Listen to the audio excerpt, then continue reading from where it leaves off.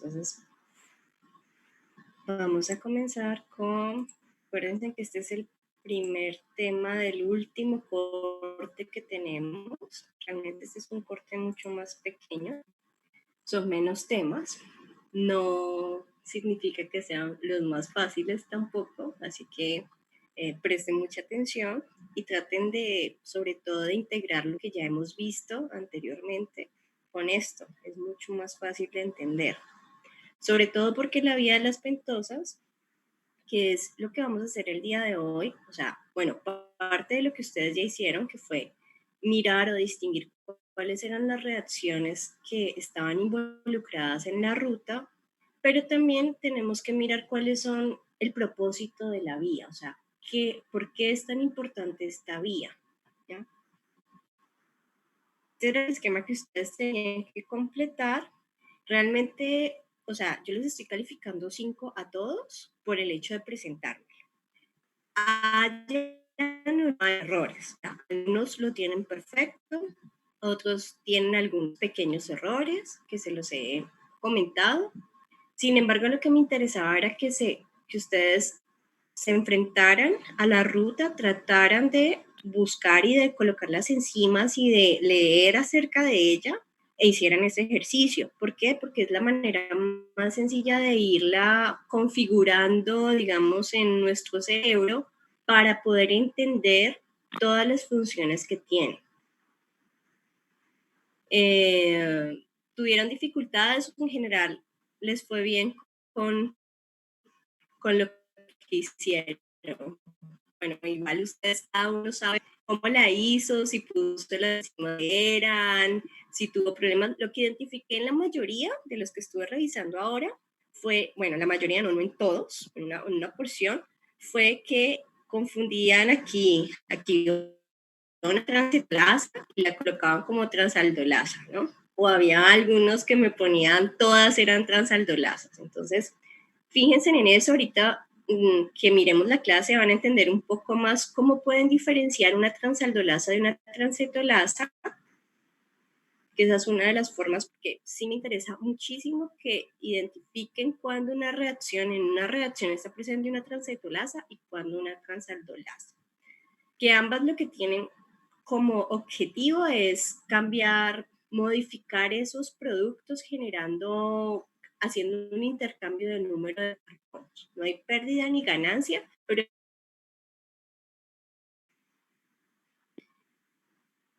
entonces, preguntas, dudas sobre el ejercicio. Profe. Sí, dime. Dígame. Dale, Julián. Profe, es que tiene una duda en cuanto a una reacción que pasaba. O sea, dice que de fructosa fosfato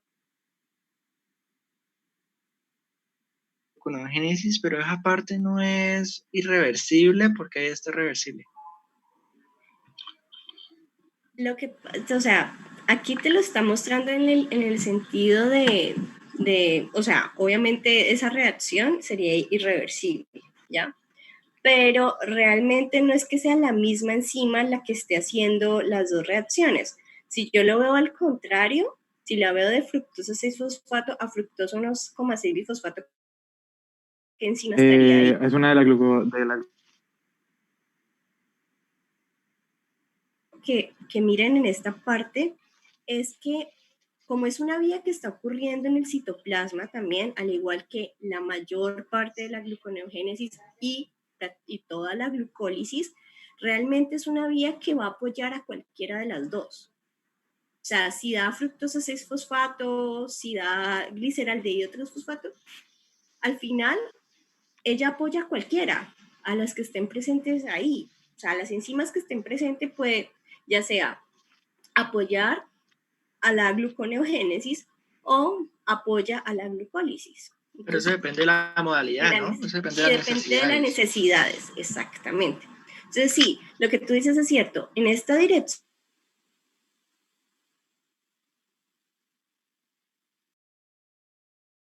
realmente la que estaría sería la fosfofructoquinasa. Profe, esta reacción, o sea, la glucólisis, perdón, la gluconeogénesis ocurre en el citosol, Sí, es porque puede las, usar las enzimas de ambas, o sea, por eso es que están presentes enzimas de otras rutas y por eso es que, digamos, para esto se pueden usar como enzimas de la gluconeogénesis o de la glucólisis que también se habla. ella va a proporcionar, son las moléculas, está proporcionando las moléculas, por ejemplo, fructosa 6-fosfato, gliceraldehído 3-fosfato, las está proporcionando. ¿Qué enzimas estén más activas? O sea, glucólisis está más activa porque sus enzimas están activas y por lo tanto gluconeogénesis está inhibida, es distinto. Entonces va a apoyar a esa, pero al final está proporcionando las moléculas, pero de ahí en adelante a la vía de las pentosas no le interesa cuál esté activa, ¿ya? En últimas es eso. Profe, ahí para que pase la lactonasa tiene que estar en presencia de magnesio. Sí, es uno de sus cofactores. Si ustedes ven todas estas enzimas que son de la parte oxidativa, de la fase oxidativa de la vía, requieren de magnesio, de un Vale. ion metálico divalente, para que les ayude a la función catalítica. ¿Listo? Entonces, bueno, igual la vamos viendo de forma así más despacio. Esta vía se encuentra muy activa en aquellos tejidos que tienen una demanda anabólica grande, ¿ya? Entonces, si ustedes se fijan, glándula adrenal, que tiene una función preponderantemente para la síntesis de esteroides, entonces es síntesis. Esta vía apoya mucho a todas las vías biosintéticas. Entonces, por eso, hígado, que es un órgano con mayor poder de biosíntesis, no solamente en la síntesis de ácidos grasos, colesterol, en la misma síntesis de glucosa en general, bueno, que esto es más apoyado por el poder reductor de la vía de las pentosas, que es ácidos grasos y colesterol, pero igual que testículos para esteroides, síntesis de ácidos grasos en los adipocitos, síntesis de esteroides en los ovarios y síntesis de ácidos grasos en glándula mamaria, principalmente glándula mamaria en que durante la lactancia, ¿sí? Porque producción de leche pues requiere de ácidos grasos. Entonces, es importante que la vía de las pentosas entre a apoyar a esa biosíntesis. Y uno que se rompe un poquito con este esquema de biosíntesis son los eritrocitos. Si ustedes se acuerdan, nuestros glóbulos rojos no tienen un núcleo, son enucleados y eso les da mayor área superficial del oxígeno. Pero ¿qué pasa? Transportar el oxígeno, que es bastante reactivo, que tiene una alta tasa de formación de radicales libres, pues también se hace complejo. Y entonces el eritrocito, para mantener su integridad, necesita de que esas enzimas que participan en el metabolismo antioxidante estén prestas a tratar de impedir que se generen esos radicales libres o de resolver esos radicales libres de oxígeno para que no les hagan daño, para que no comprometa la integridad del eritrocito. Entonces, ahí también necesita un apoyo de la vía de las pentosas fosfato. Y es por eso que es importante que la vía esté muy activa en este tipo de tejidos o de células. Entonces, de manera general, podemos ver la vía en dos fases. La primera fase oxidativa, que es la que nos va a generar el poder reductor. O sea, vamos a tener varios productos importantes en esta vía. Uno de ellos, que es la fase oxidativa, es generar el NADPH. Ese es el poder reductor necesario, si ustedes se acuerdan, en el inicio, la introducción a metabolismo, yo les hablaba que las enzimas de corte catabólico utilizaban NAD+ para generar NADH, y pues por obvias razones es importante el NADH porque pues es el que entra a complejo 1, cadena de transporte de electrones, generación del gradiente para poner a funcionar esa ATP sintasa y liberar ATP. Entonces,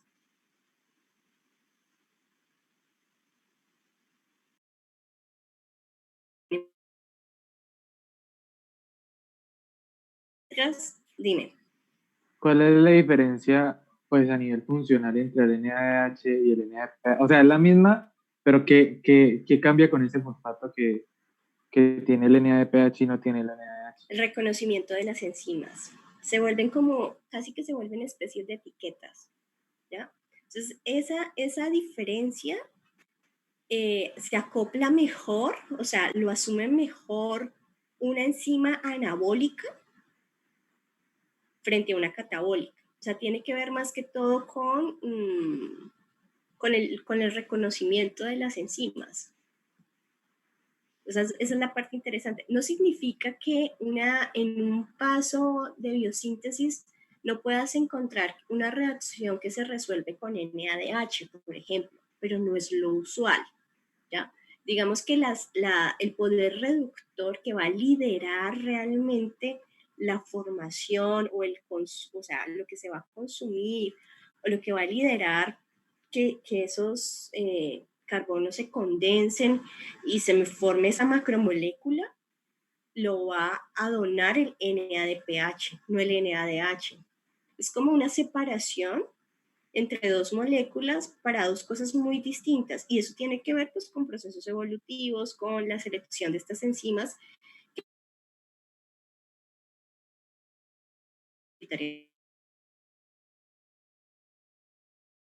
¿Ya?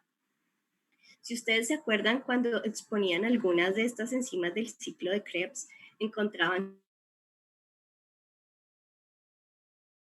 dentro del citoplasma habían como otras isoenzimas, habían como 3, 4 diferentes, y entonces en una, por ejemplo, sí, utilizaba NAD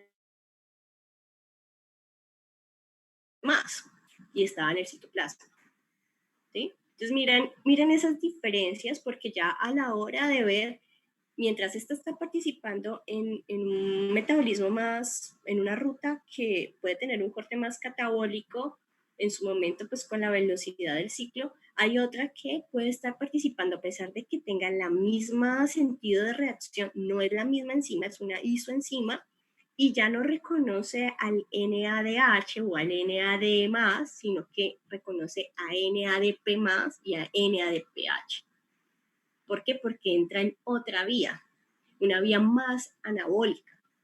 Entonces, esas diferencias son en sí lo que va a empezar a marcar esas razones en las que también el metabolismo va a censar y a darse cuenta de si tiene con qué comenzar a generar reservas o a construir nuevas moléculas de acuerdo a las necesidades ambientales, o si definitivamente no tiene y le toca esperarse, ¿ya?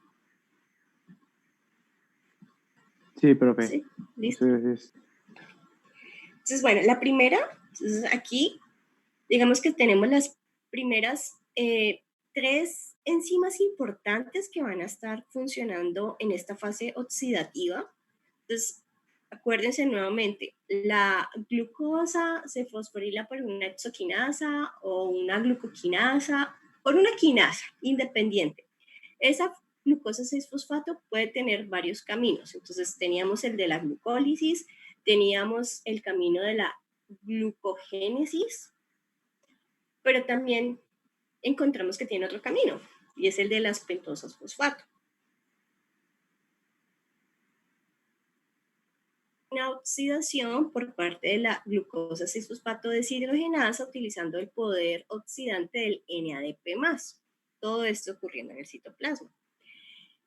Generándose el primer NADPH. ¿Por qué es importante? Porque es un producto muy, muy importante que va a apoyar a las vías biosintéticas.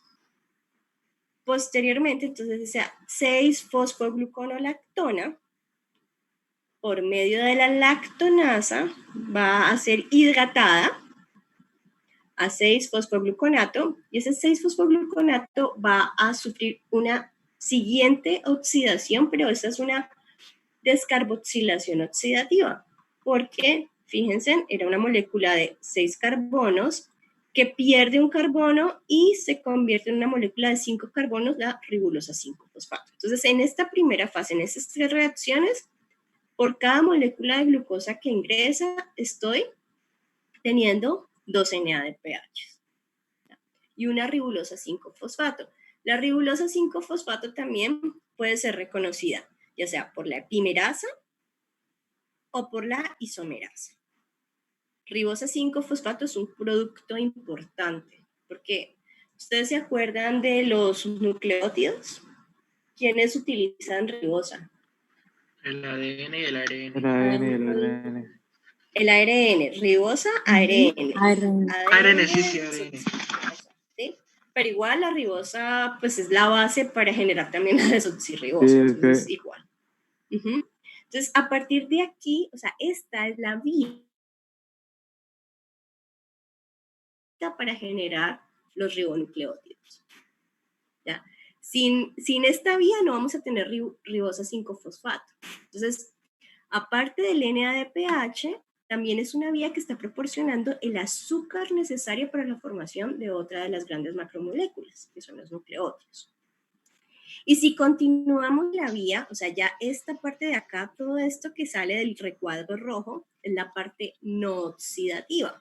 Entonces, a partir de esa epimerasa o esa isomerasa, entran lo que son las transcetolasas y las transaldolasas, que en definitiva lo que están haciendo es un intercambio en el número de carbonos. Y ese intercambio en el número de carbonos, si ustedes se fijan acá, por ejemplo, está actuando una transcetolasa. Tengo 2 moléculas, cada una de 5 carbonos. Una que es una aldosa y otra que es una cetosa.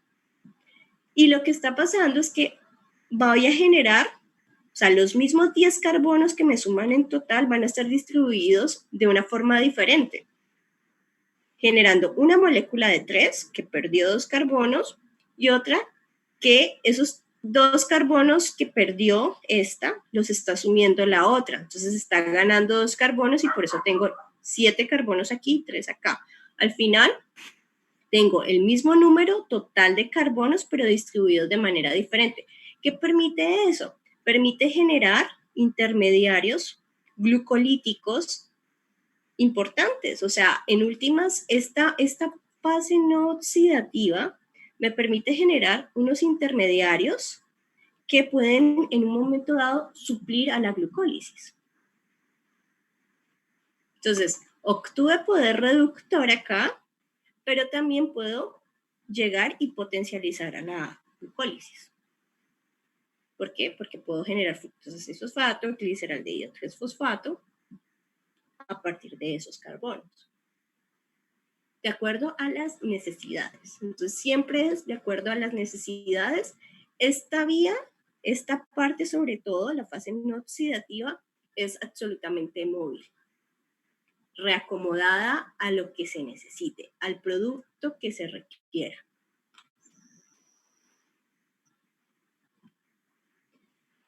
Y como les decía, entonces esa fase no oxidativa está liderada principalmente por 2 enzimas, transcetolasa y transaldolasa. Entonces, si se fijan en la transcetolasa, ¿cuántas unidades de carbono se están transfiriendo? 2. 2. Entonces, toda transcetolasa va a tener unos sustratos que uno es una cetosa y el otro va a ser una aldosa. Y va a generar también esos productos, también aldosa y cetosa. Pero ¿qué está pasando? Como el sustrato que dona los carbonos iniciales es la cetosa, el sustrato inicial, la cetosa inicial es la que va a donar los carbonos. Por lo tanto, como dona los carbonos y pierde esos carbonos, se convierte en un producto aldosa. Y la aldosa inicial que es la que va a recibir esos carbonos, se convierte en el producto cetosa. ¿Ya? Entonces, de acuerdo a cómo estemos mirando la vía, entonces, asimismo, siempre la cetosa es la que va a donar esos carbonos y la aldosa es la que los recibe, y eso hace que intercambien la identidad, por así decirlo, cuando se convierten en productos. ¿Sí es claro o los enredé? Que diga que es claro, le escupo. Profe, otra vez, porfa. ¿Otra vez? Listo. Tienes una cetosa y tienes una aldosa como sustratos. Y lo que está haciendo la cetosa es intercambiar, o sea, pasar 2 unidades de carbono que las está al sustrato aldosa. Entonces le transfiere estos números de carbono, o sea, solamente 2. Y esa es la diferencia crucial, o sea, tengan en cuenta cuántos números de carbono transfiere cada una, porque esa es la diferencia. Porque en lo demás, o sea, viendo así la reacción, no lo van a identificar. Ya el mecanismo como tal, se los explico, pero no lo van a ver así a simple vista. Lo más fácil de ver es el número de carbonos. Entonces, 5 y 5, ¿quién perdió? Ah, no, pues esta era la cetosa original, se convirtió en aldosa, perdió 2 carbonos. ¿Y ahora dónde están esos 2 carbonos? Pues en el origen. Y por eso gana esos 2 carbonos adicionales y se convierte en una pseudoheptulosa, 7 carbonos. ¿Ya? Si lo viera al contrario, entonces igual. Entonces, esta, que sería la cetosa, perdería estos 2 carbonos, esta, que era la aldosa original, los ganaría, entonces mira acá, y esta lo pierde, entonces se convierte en aldosa. Dependiendo de cómo lo vean, siempre se está haciendo una transferencia de 2 carbonos con una transcetolasa. Ahora, ¿cómo sería el mecanismo de la transcetolasa? La transcetolasa utiliza al TPP como un cofactor catalítico. El TPP, que también sufre esa deshidrogenación para formar el carbanión TPP, que es necesario para que pueda reaccionar con el sustrato cetosa. Y en esta unión que están viendo acá, ¿qué ha pasado? Ah, porque además se ha entrado un hidrogenión en la reacción. Entonces, ¿eso qué hace?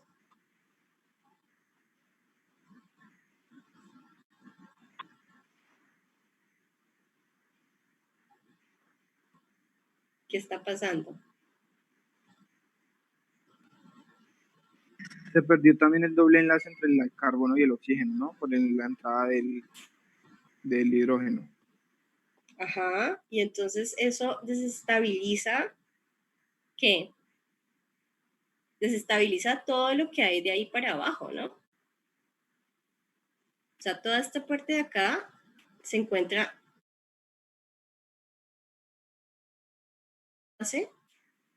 entre el TPP y el carbono, ¿no? Y al desestabilizar todo eso, por esa hidrogenación, entonces hace que haya una ruptura en esta parte de acá, entonces todo este resto de la molécula es lo que sale, que sería nuestro producto aldosa. Pero entonces aquí, ¿qué pasa? Aquí quedaron atrapados los 2 carbonos que están unidos al TPP. Y ese doble enlace es el que entra a reaccionar con el sustrato aldosa, con este carbono que tiene el doble enlace con el oxígeno. Y entonces ahí, ¿qué estaría pasando?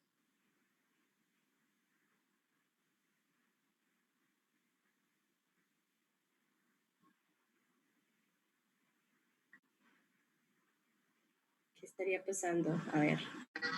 Se vuelve a desestabilizar. Se vuelve a desestabilizar, pero entonces, ¿cómo lo desestabilizo realmente? Porque él se une buscando estabilidad, ¿sí? Pero nuevamente una hidrogenación hace que ¿qué? Que se desplace ¿qué?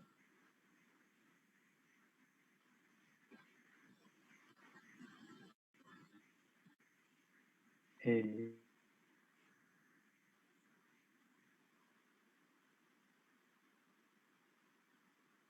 Reacción, y eso lleva el TPP y la molécula. Entonces, se libera el TPP y sale el producto cetosa. Profe, Dime. ¿qué significa que ahí, en el libro decía que, por ejemplo, que los nitrógenos en ambos casos, pues, transaldolasa y transcetolasa, actúa como un sumidero de electrones? ¿Eso qué es lo que significa? ¿Qué es un sumidero de electrones? ¿Quién tiene idea de qué es un sumidero de electrones? ¿Por qué el nitrógeno es un sumidero de electrones? ¿Qué capacidad tiene eso? Pues estabilizar los electrones por resonancia. Pero, ¿qué lo hace ser un sumidero de electrones? ¿Qué características tiene el nitrógeno que le permite precisamente hacer eso? O sea, ¿El par libre? los pares libres, exactamente. Porque no es que él está quedando cargado en un momento determinado.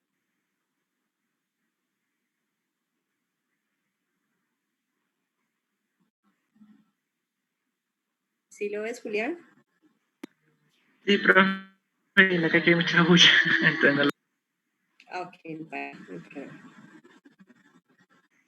Exactamente. Entonces, precisamente por los pares libres es que puede asumir eso, como decías.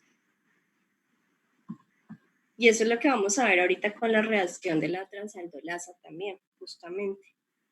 La transaldolasa vuelve y juega, por eso les digo, miren bien el número de carbonos. Igual que la transcetolasa, ella tiene un sustrato aldosa y un sustrato cetosa y va a generar un producto cetosa y un producto aldosa, igual. Pero ¿cuál es la diferencia aquí? ¿Cuántos números de carbonos se están Solo pasaría un transfiriendo? carbón. Solo se transferiría un Son carbón. son tres carbonos los que se transfieren. 3 carbonos son los que Sí, transfieren. sí. ¿Sí? Mira que aquí igualmente es el sustrato cetosa el que está perdiendo los 3 carbonos, este de acá, por eso él queda de 4 carbonos, como aldosa de 4 carbonos. Este que tenía 3, originó a 6 fosfato, que sería el nuevo cetosa. Entonces, la manera más sencilla para que ustedes lo identifiquen es aldosa 3. ¿Vale? Ahora, ¿cuál es el mecanismo? Pues la transaldolasa no utiliza TPP, no utiliza cofactores así adicionales, se basa mucho en uno de sus residuos catalíticos, que es un residuo de lisina. ¿Por qué? Porque lo requiere para la formación de una base de Schiff. ¿Se acuerdan de la formación de la base de Schiff? Que veíamos del por qué era importante en la glucólisis que se diera la isomerización, porque a la hora de hacer la ruptura de una cetosa nos permitía tener esas dos moléculas, esas dos triosas por el corte simétrico frente a una aldosa que no nos iba a generar un corte simétrico. Entonces, por eso era importante y se basaba mucho en la formación de una base de Schiff. Entonces, esa formación de base de Schiff implica una deshidratación que lleva a que se forme ese doble enlace nitrógeno-carbono y que además, al ser protonada, esa base de Schiff, electrones también allí, lleva a que se desestabilice la molécula, que es lo que estamos viendo acá, y esa desestabilización de la molécula implica que se forme este doble enlace o este enlace de Chile, pues que está protonada, o sea, a la vez se libere parte de esa molécula, toda esta porción de acá, para generar un intermediario estable. Un intermediario que va a ser estable momentáneamente, ¿por qué? Porque sale ese sustrato, ese producto aldosa por la anterior, sino que se da acá, justamente. Por eso tenemos 3 carbonos que están haciendo parte de ese intermediario, y la formación de este doble enlace es justamente lo que los está atrapando, y es lo que va a reaccionar nuevamente con el sustrato aldosa. ¿Para qué? Para que pues, se condense a él, a estos otros 3 carbonos, nuevamente se protona la base de Schiff, se desestabiliza, vuelve y se libera, se desestabiliza y se hidrata para la liberación. Y tenemos un sustrato cetosa, un producto cetosa, perdón, al final. ¿Sí? ¿Dudas? ¿Preguntas? Sí. Profe, Dime. pues de verdad, o sea, ahí cuando entonces se protona la base de chip, ahí se desestabiliza, esa desestabilización hace que se rompa ese enlace entre el 3 y el 4, ¿cierto? Eso es lo que... Uh-huh. Y ya cuando vuelva a unirse ese sustrato aldosa, se vuelve a desestabilizar la base. Porque ese doble enlace va a atacar al carbono que tiene el doble enlace con el oxígeno. Esto hace que esto se acerque aún más al entonces no es la formación de este intermediario acerca a este enlace al sustrato aldosa, ¿ya? O sea, con la formación de todo esto lo que hace es que cuando se generó este intermediario lo acercó a él. Por eso el producto aldosa sale y él no va a reaccionar con el producto haciendo nada. Entonces el producto se libera y sale, pero este se acerca al sustrato aldosa que está en su sitio catalítico, dentro de la misma, en su espacio, por así decirlo, catalítico en la misma enzima. Entonces, ahí es donde ellos pueden reaccionar. Y reaccionan y precisamente para pues, buscar mayor estabilidad y pues se viene toda esta serie de protonación, desprotonación y rehidratación, que es para liberar ya la base de Schiff, o sea, romper esta base de Schiff. ¿Por qué? Porque necesitamos que otra vez el residuo de lisina quede libre y el producto cetosa pues salga del sitio activo.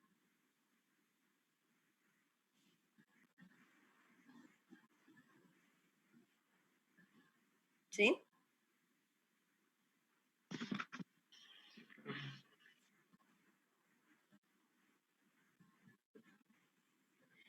Listo, entonces, fíjense entonces en esos intermediarios que hemos venido hablando. Entonces, todos ellos lo que están haciendo es este intercambio. O sea, toda la fase oxidativa se basa en generar un número de carbonos, o sea, monosacáridos de diferente número de carbono.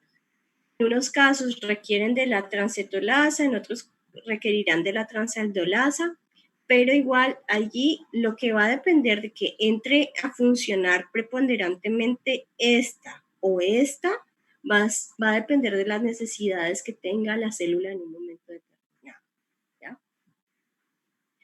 Por ejemplo, en el caso de regulación, tenemos que, lo primero es, ¿cuál sería el paso comprometido? Si ustedes se van acá, ¿cuál creen ustedes que serían los pasos comprometidos para decir las glucosas o el metabolismo se compromete con la vía de las pentosas fosfato?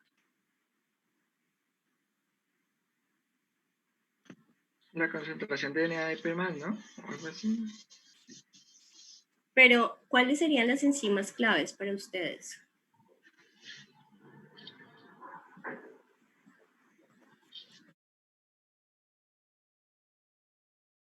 ¿En qué sentido? O sea, esa glucosa, acuérdense que la glucosa 6-fosfato puede irse por glucólisis, por glucogénesis o por vía de las... Pero ¿cuál enzima necesitas que esté muy activa justamente y que tenga todas esas garantías para decir, no, la glucosa 6-fosfato se va por acá? O sea, yo la agarro más rápido, ¿me entiendes? La glucosa 6-fosfato deshidrogenasa, ¿no es el punto de control? Miren la vía donde se dan las oxidaciones, justamente, esas son reacciones irreversibles. Por lo tanto, esas enzimas, esas dos enzimas, la 1 y la 3, no tanto la 2, la 1 y la 3 sobre todo, son las que van a tener los puntos de control. ¿Por qué? Porque si hay suficiente NADPH, ¿para qué tengo una enzima que me está produciendo más NADPH? ¿Ya? Si no se está gastando lo suficiente. También hay que regular en cierta forma la actividad de esas enzimas. Y si esta parte de acá, o sea, la parte oxidativa es la que tiene el peso en la regulación de la vía. ¿Sí? Eso es algo que tienen que tener muy claro. Esas son las que tienen el peso preponderante en la regulación de la vía. Profe, Dime. entonces eso implica que, digamos, si hay bajas concentraciones de NADP más, la glucosa no podría tomar esta ruta. O sea, o sea, eso sería una especie de inhibidor, o sea, bajas concentraciones de NADP más porque es un sustrato, uno de los puntos de control. Exactamente. O sea, si yo tengo mucho NADPH, no voy a tener disponible NADP+. Y NADP+ es necesario para que la glucosa 6-fosfato deshidrogenasa funcione, lo mismo que la 6-fosfogluconato deshidrogenasa. Si tengo suficiente NADPH, pues no tengo disponible la parte oxidada, la molécula oxidada que es requerida por estas moléculas. Y por lo tanto, y además terminan siendo unos, casi que se vuelven unos cofactores medio alostéricos con cierta regulación alostérica sobre ellas, porque si, por muy disponible que esté la enzima, si no está esa molécula, no pueden desempeñar la catálisis, ¿ya? Entonces, cuando se ha producido el NADPH, pero las concentraciones son muy altas, es decir, no se ha utilizado todo eso, pues la vía no va a tener mucho sentido, porque uno de sus productos principales es la formación de NADPH. Porque si ustedes se fijan en la parte no oxidativa, mismo el gliceraldehído, o sea, hay muchas otras vías que generan estas mismas moléculas. Entonces, pues no dependen exclusivamente de las pentosas fosfato. Lo que depende exclusivamente es esta parte no oxidativa, que de aquí se deriva esto otro, sí, pero la que va a dar pie a que esta vía funcione realmente es la biodisponibilidad de NADPH. Y eso es por eso el ejemplo que les traigo acá. Una rata bien alimentada. Dime. Yo me estaba preguntando, porque es que esta ruta no tiene, o sea, esta ruta no usa ATP. O sea, en sí la ruta no usa ATP, que para, o sea, sí, para llegar de glucosa a glucosa 6-fosfato, que es la que inicia la ruta, sí se necesita. Pero entonces, eso no sería como un factor que define también el uso de la ruta. O sea, a bajas concentraciones o sea, cuando hay falta de ATP, una de las rutas, o sea,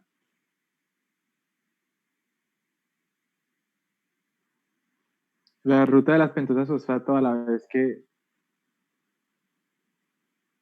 degradando otras cosas para producir ATP. O sea, que tú dices, o sea, igual que glucólisis puede estar activa y pentosas fosfato estar activas al mismo tiempo. No. O sea, perdón, me expresé mal. Como es que esta es una de las pocas rutas que no usa ATP en ningún punto. Entonces, esta ruta podría ser una opción cuando falta ATP.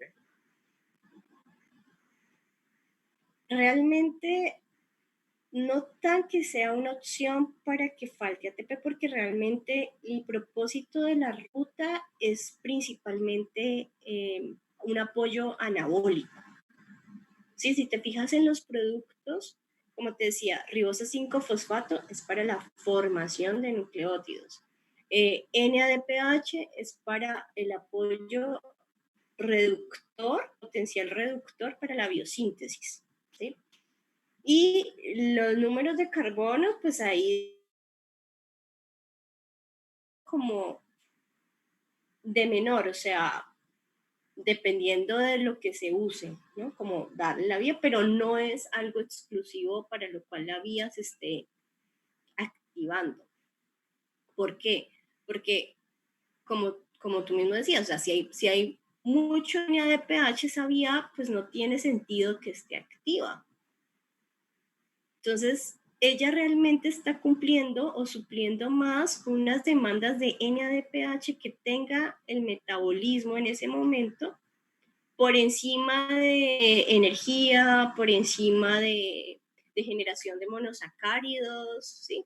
Realmente la demanda principal es esa. Y por lo tanto, esa demanda es la que va a jalonar o a inhibir la velocidad de la ruta en un momento determinado. Porque si eso no se da, pues todo lo demás nos puede dar. Eso tiene que ver con las modalidades, profe, porque también tiene una pregunta, yo depende del NADH, bueno, el NADPH, como la demanda, pero también no tiene que ver con el tejido. Sí, no, claro, los tejidos por la diferenciación celular van a tener unas demandas muy diferentes, ¿ya? Uno diría, por ejemplo, músculo cardíaco, pues esta vía no es que la utilice mucho, ¿ya? Porque es muy poco lo que biosintetiza. Es un tejido básicamente muy marcado en catabolismo. Entonces es muy poco lo que biosintetiza, casi nada. Entonces esta vía no es que sea muy activa en ese tipo celular, a diferencia de glándula mamaria, ovarios, testículos, ¿sí?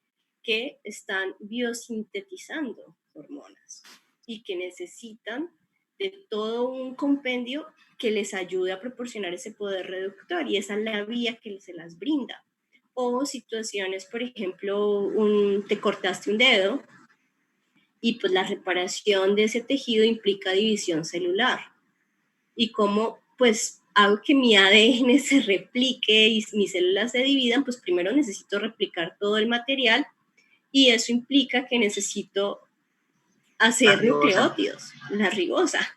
Entonces, para poder apoyar ese proceso, necesitas que primero, pues, o sea, como les decía, los ladrillos de construcción, que son moléculas diferentes que vienen por rutas metabólicas distintas, pues necesitan que justamente esas rutas metabólicas den las materias primas. Si no, no los puedo construir, no puedo construir la gran macromolécula.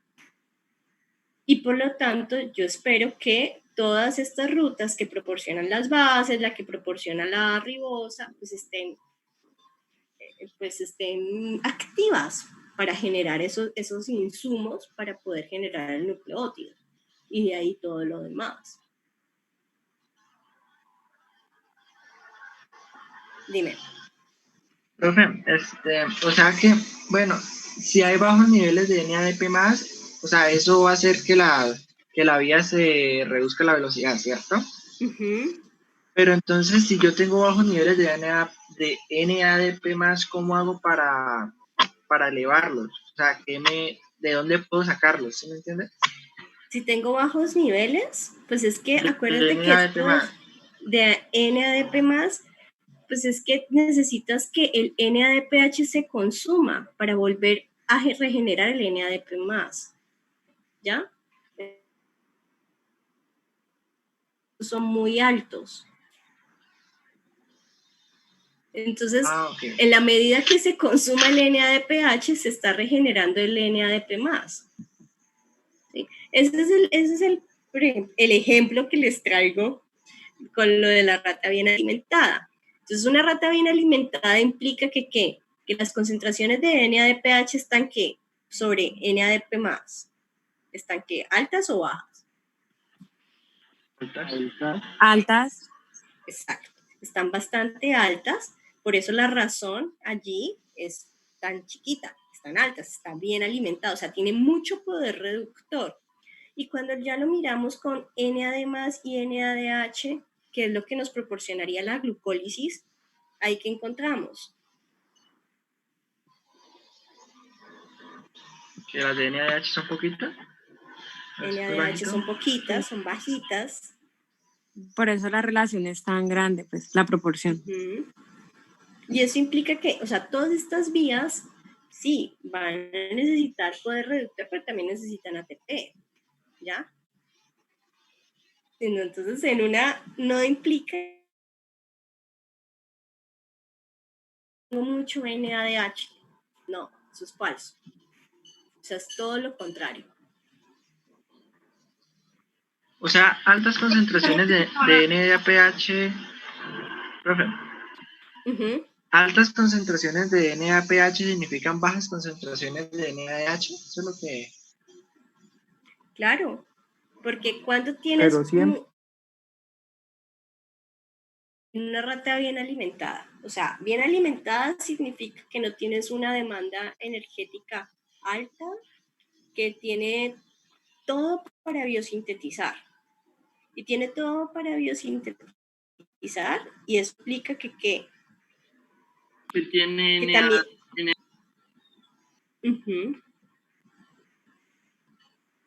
tiene todo para biosintetizar, ¿ya? Por eso las demandas son inversas. Y por eso les insisto tanto, los productos de esta vía son principalmente NADPH y de ahí los monosacáridos de 3 a 7 carbonos que ustedes encuentren. Porque todo eso es fase no oxidativa. Entonces, que Dime. esté bien alimentada implica que la carga, o sea, que la demanda energética sea baja, es decir, no, o sea, está en reposo, no sé, la rata no está haciendo nada. Y que pues tenga como, bueno, como esqueletos carbonados para poder empezar la oxidación y todo el cuento. Sí, y además, ¿por qué? Porque ya tiene suplida pues, sus necesidades y a su vez el tener el NADPH también alto implica que se está comprometiendo a biosintetizar, ¿no?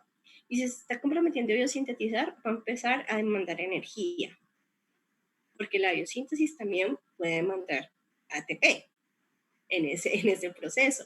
Entonces, esa biosíntesis hace que la glucólisis o las vías catabólicas no se relajen tanto. O sea, ese NADH se va a consumir y por lo tanto va a haber mayor cantidad de NAD+. ¿Por qué? Porque en el momento en que el ATP caiga, porque lo está consumiendo debido a ese poder reductor, entonces esas vías catabólicas tienen que entrar a suplir esa necesidad energética. Por eso es que son tan inversas la una de la otra. Ah, tienes mucho poder reductor, pero eso me va a consumir ATP. Entonces, por eso la relación es contraria.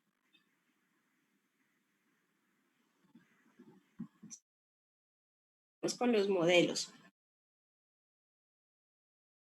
El oxidativo que les hablaba, la glutatión oxidasa es una molécula que necesita como sustrato la glutatión peroxidasa, que es la que se encarga de resolver algunos de los especies reactivas de oxígeno que se forman precisamente, pues ya vimos como lo que ocurre por lo menos en el complejo 4, y en general con ese transporte de oxígeno, pues la probabilidad es muy alta. Entonces, esta molécula, para que sea un sustrato efectivo para la glutatión peroxidasa, necesita estar en su estado reducido. ¿Y quién le proporciona eso? O sea, ¿quién ayuda a la glutatión reductasa a reducir al glutatión? Pues es el poder reductor del NADPH.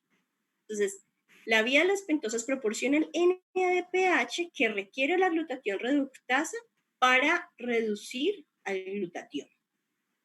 glutatión reducido más especie reactiva de oxígeno por medio de la glutatión peroxidasa les resuelve la especie reactiva de oxígeno, ¿sí?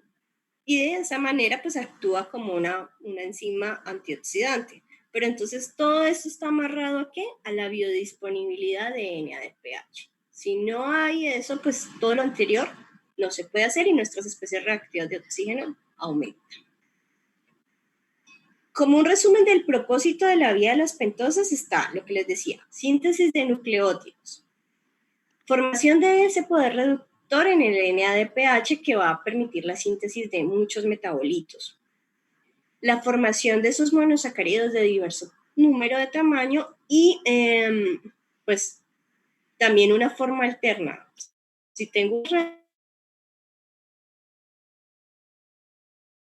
pues no implica que no se va a formar piruvato. ¿Por qué? Porque por esta vía, tengo otros intermediarios que me permiten llegar a esos intermediarios, ¿sí? O sea, tengo otras enzimas que están coayudando de alguna manera para generar el gliceraldehído 3-fosfato, la fructosa 6-fosfato, entonces no se vuelve tan exclusivo de que si esas enzimas de la glucólisis todas no funcionan perfecto, entonces la glucosa no va a tener entrada. Sí puede tener entrada a través de la vía de las pentosas. Y la protección contra el estrés oxidativo, que es lo que les acabo de mostrar. ¿Puedes devolverte lo del estrés oxidativo en la gráfica? Profe, una pregunta, ¿esto sería un ciclo o solo es una vía? No, son dos reacciones que se requieren para poder resolver estas son dos reacciones que se requieren para resolver unas especies reactivas de oxígeno. No, profe, pero en la vía es una vía, no es un ciclo, es una vía. Ok, gracias. ¿Vale? Profe, ¿el estrés solo es por los radicales libres de oxígeno? Sí, estrés oxidativo de radicales libres de oxígeno. Entonces miremos los modelos. Primer modelo, cuando la demanda en ese momento para esa célula, la demanda metabólica es necesidad de más ribosa que de NADPH. Entonces, fíjense en cómo entra la glucosa, fase oxidativa, pues va a generar la ribulosa y luego ribosa 5-fosfato. Pero entonces, ¿qué está haciendo la vía? Está reacomodando toda su fase no oxidativa para evitar que esos carbonos se vayan con el gliceraldehído o con la fructosa 6-fosfato, o sea, ya no le estaría aportando esos carbonos a la glucólisis, sino que se están reacomodando para regenerar más ribosa 5-fosfato, porque ese es un producto, o sea, se va hacia síntesis de nucleótidos. Entonces, listo. Entonces, aquí, aunque está ingresando por esta vía la glucosa y se está generando la NADPH, realmente toda la vía está potencializándose para generar principalmente ribosa 5-fosfato. El siguiente modelo, el 2, les dice, las dos son importantes, son igualmente importantes, ribosa y NADPH. Entonces, ¿hasta dónde nos llegaría la vía? Fase oxidativa, NADPH, ribulosa, la isomerasa, ribosa 5-fosfato, y ahí quedó, ribosa 5-fosfato sale. Y hasta ahí llega. O sea, casi que el resto de la fase no oxidativa se sacrifica totalmente. ¿Por qué? Porque, dime. No, dale. Porque aquí la necesidad es que la glucosa que está ingresando por vía exógena se oxide, genere este poder reductor que es necesario y que solamente una enzima no oxidativa, que sería la isomerasa, esté generando la ribosa 5-fosfato y la ribosa 5-fosfato sale. O sea, va hacia nucleótidos. Entonces ya, hasta ahí llegó la vía. ¿Por qué? Porque esa es la necesidad. Tercer modelo dice NADPH es más importante que ribosa. Entonces, ¿qué está pasando acá? No solamente la vía se está viendo que entró la glucosa exógena, se genera el NADPH por la fase oxidativa, se genera la ribulosa, pero entonces aquí, ¿qué está pasando? Realmente la fase no oxidativa se está adaptando, se está acomodando, ¿para qué? Para generar realmente fructosa 6-fosfato que se isomeriza. Acuérdense que todo eso está en el citoplasma, entonces estaba utilizando la misma isomerasa de la glucólisis, pero al contrario. Entonces, fructosa 6-fosfato genera glucosa 6-fosfato. ¿Y qué pasa aquí? Pues que la está haciendo volver a ingresar a la fase oxidativa. Entonces, todo esto se reacomodó para generar más rápidamente y en mayor proporción NADPH, porque esa es la necesidad. Profe, Dime. un ejemplo en el módulo 2, entonces, dijiste que es la síntesis de nucleótidos. No, acá el modelo 1 es principalmente síntesis de nucleótidos, ¿sí? Principalmente, ¿ya? Acá es construir tejido, por ejemplo. Entonces necesitas NADPH también, en igual importancia. El modelo 4, por ejemplo, desarrollo embrionario. Necesito NADPH, entonces, ¿ya qué está haciendo acá? Esta es casi que es el híbrido entre glucólisis y pentosa fosfato. Entonces, la glucosa ingresa, pero no ingresa directamente a la glucólisis. Entra primero a la vía de las pentosas, se genera NADPH, y lo que hace la fase no oxidativa es regenerar la fructosa 6-fosfato, el gliceraldehído 3-fosfato, que se vayan hacia piruvato y pues se dé toda la parte oxidativa que generaría una glucosa que ingresa a glucólisis normalmente y genera todo el ATP que ustedes ya saben que genera.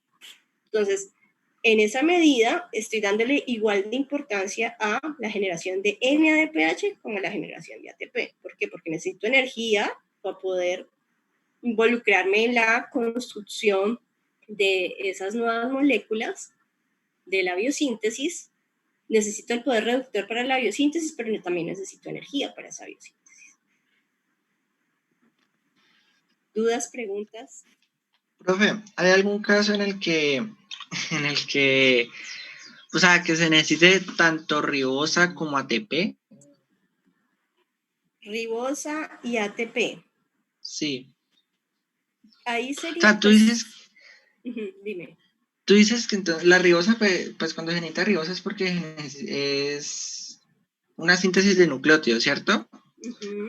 Lo de de división celular, por ejemplo, cuando nos cortamos, eso es un ejemplo, ¿cierto? Pero, digamos, no sé, ¿hay algún caso en el que tanto necesitemos ribosa como ATP? Sí, claro. Claro que Pero entonces, ¿cómo haría? Pero depende de cuál sea la mayoritaria. Igual acuérdate que ATP no es exclusivo de carbohidratos. El ATP lo puedes producir también por otras macromoléculas, ¿ya? Entonces no es exclusivo de esta vía. Ah, ok. Sí, ¿ya? Eso es algo que sí es importante tener en cuenta. No es exclusivo de esta vía, sino que tienes que mirar la vía de acuerdo a las necesidades que ella te puede ofrecer y moldearse de acuerdo a esas necesidades. Pero pues tiene un límite, ¿no? O sea, por ejemplo, la vía no te puede decir, ay, sí, las necesidades